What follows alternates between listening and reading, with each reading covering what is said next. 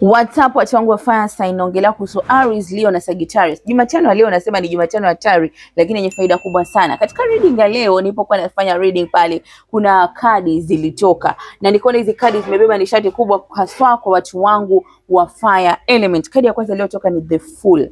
Watu wa fire element, spirit inakuhimiza hivi: chukua uthubutu, take action, take risk, kwa sababu ni wakati wa kuanza safari mpya. Kuchukua hatua bila kuruhusu hofu ikuzuie. Kwa nini una hofu? Kwa sababu bahati huambatana na wale ambao wanathubutu. Hakuna take action, hakuna kitu utakachofanikiwa. Kwa hivyo kadi ya pili ilikuwa ni strength. Kadi hii ilikuwa inaonyesha kuwa tayari uko na nguvu. Mtu wa fire element, nyota ya punda, nyota ya simba, nyota ya mshale, tayari uko na nguvu. Ujasiri uko nao, uko na uwezo wa kushinda changamoto yoyote.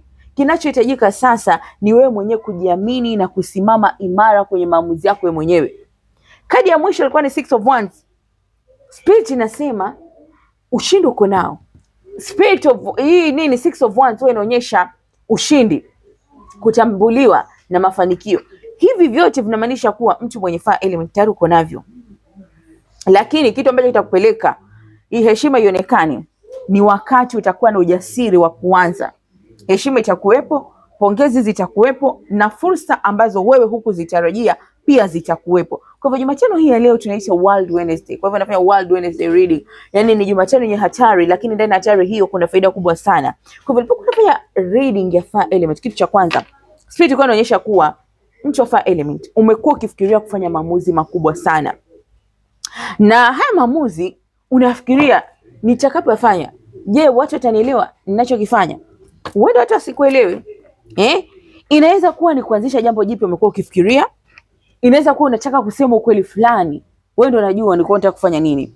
Inaweza kuwa unataka kuweka mipaka katika mahusiano, au unataka kuamua kitu fulani, lakini una ile hofu, watu watanichukuliaje, watu watanielewa. Sasa haya yote ulikuwa unataka pengine kuanza jambo jipya, unataka kuamua kujiamini na kuwekeza vitu vingi kwako wewe mwenyewe, badala kusubiri watu watasemaje, ati idhini ya wengine. Sasa ukithubutu kuchukua hatua kama hizi kadi zilivyoonyesha, ukithubutu kuchukua hatua ukaanza kujiamini, hivi vitu vyote vitafungua milango.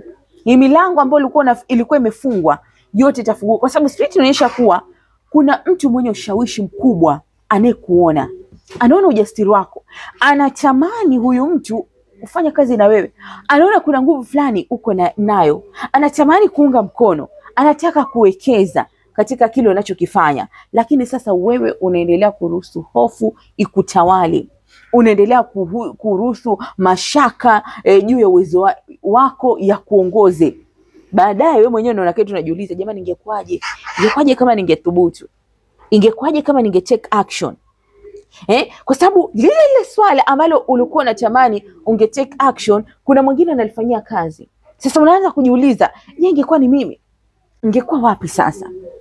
Mbona yule anafanikiwa? Ili swali lilikuwa langu. Unaona? Kwa hivyo spirit inaonyesha kuwa mazungumzo ya simu yanaweza kutokea.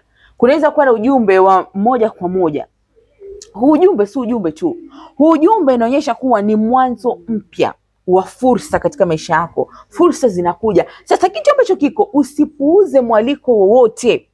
Usipuuze mawasiliano yoyote. Usipuuze wazo lolote ambalo linakuja ghafla katika akili yako, kwa sababu hivi vyote vinaweza kubadili mwelekeo wa safari yako ya maisha. Kwa sababu wakati mwingine zawadi kubwa hupatikana pale unapokuwa na ujasiri wa kujiamini kabla hata ulimwengu haujaanza kukuamini, kwa sababu kila kitu kinaanza ndani yako. Kwa hiyo reading ya leo ya World Wednesday, je, kuna wazo uko nalo? Utakomment hapo chini. Lakini usisahau kuwa katika Dr. Mwaka Global hapa ndipo tunatuma ama tunafanya kila kitu kuhusu masuala ya kiroho, unajimu, kuelewa nishati ya siku, kuelewa moon phases, kuelewa majira ambayo yanaendelea katika ulimwengu wa kiroho, anga inasemaje. Kwa hivyo kitu ambacho nakuomba ufanye, like, comment and share. Pia usisahau kugusa hiyo kengele ili video yote itakapoingia uwe mtu wa kwanza kuiona.